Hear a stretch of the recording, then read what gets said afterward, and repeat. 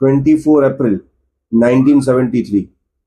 આ દોસ્તો આ તારીખ ઇતિહાસમાં સુવર્ણ અક્ષરે અંકિત થયેલી છે, કેમ કે એ દિવસે ભારતના એક મહાન વ્યક્તિ અને જે મહાન વ્યક્તિત્વ એમનો જન્મ થયેલો હતો, જેનું નામ છે સચિન રમેશ તેંડુલકર।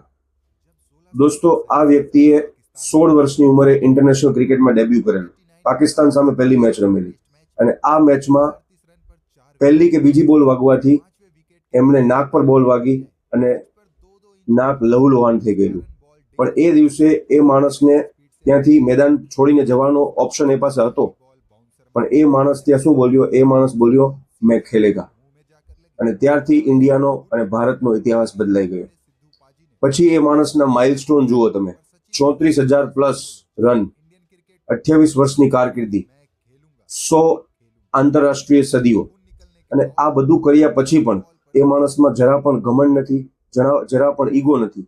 2011ના વર્લ્ડ કપ જીતાડવામાં પણ એ માણસે ખૂબ જ મહત્વપૂર્ણ રોલ પ્લે કરેલો, ખૂબ જ મહત્વનું યોગદાન આપેલું, છતાં પણ એ માણસ ખૂબ જ હમ્બલ છે અને ખૂબ જ નમ્ર છે, વિનમ્ર છે। તો દોસ્તો આવા લોકોને આપણે આઈડિયલ બનાવીએ તો આપણે લાઈફમાં જરૂર કશુંક મેળવીશું, આપણે લાઈફમાં જરૂર સફળ થઈએ। આવા લોકોને આપણે આપણા રોલ મોડેલ માનવા જોઈએ। તો આ દિવસે આપણે, જેને આપણે ગોડ ઓફ ક્રિકેટ કહીએ છીએ, એમણે ખૂબ જ નમન આપીએ, ખૂબ જ આદર કરીએ એનો, અને happy birthday to Sachin Tendulkar.